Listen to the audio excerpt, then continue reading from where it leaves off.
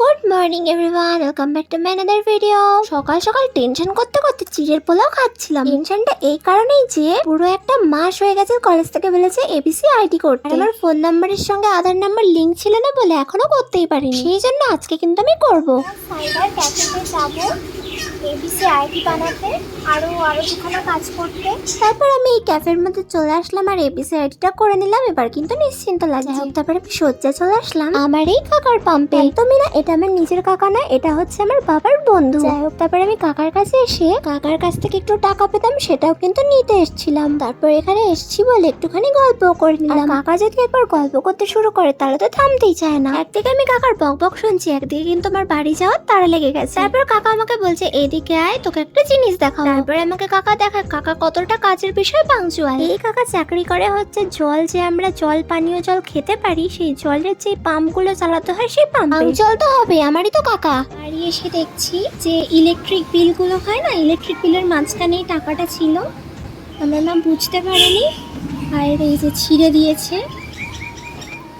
মানে একসঙ্গে 40 টাকা ছিঁড়ে দিয়েছে, 10 টাকার 4টে নোট।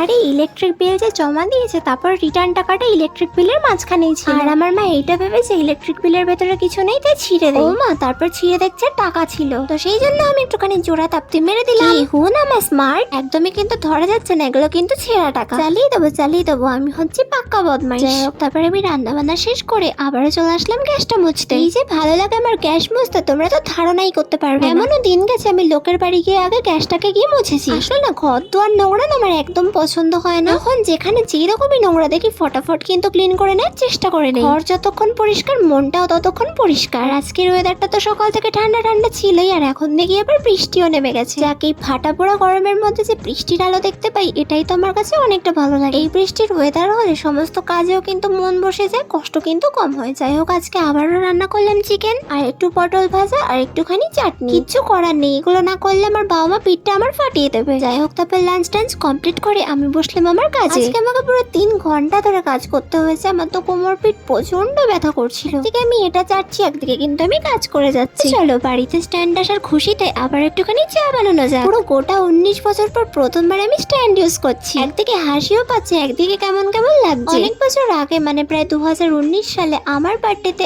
আমার এক আত্মীয় আমাকে স্ট্যান্ড দিয়েছিল। তখন টিকটকের জামানা ছিল, সবাই প্রায় টিকটক করতে বলতে গেলে, আর তখন আমি টিকটক করতাম বলে আমাকে ওই গিফটটা দিয়েছিল। কিন্তু আমার বার্থডের দিন, যেদিনকে আমি বার্থডেতে সন্ধ্যাবেলা কেক কাটছি, আমি ভুলবশত ওই স্ট্যান্ড গিফটটা কিন্তু খাটের মধ্যে রেখে দিয়েছিলাম। আমার একটা মোটা জেঠু ওটার মধ্যে বসে কিন্তু ভেঙে দিয়েছিল সেদিনকেই।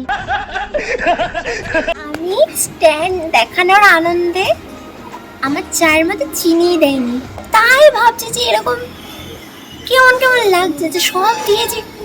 আমি প্রথমে ভাবলাম যে একটা মিষ্টি বিস্কুট খেলাম, তো মিষ্টি বিস্কুটের জন্য তো স্বাদ পাচ্ছি না, আমি চায়ে চিনিই দেয়নি।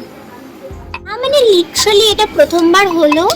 আমি এরকম ভুল জীবনে কোনোদিন করিনি। মানে আমি ছোটবেলা থেকে চা বানাই, কোনো দিন এরকম হয়নি যে চিনি আমি দেইনি। মাইন্ডটা শুধু স্ট্যান্ড স্ট্যান্ড স্ট্যান্ড স্ট্যান্ড করে যাচ্ছে। তো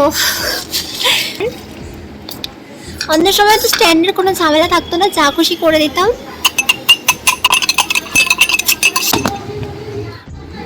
চলো এবার ঠিক আছে, বেস্ট।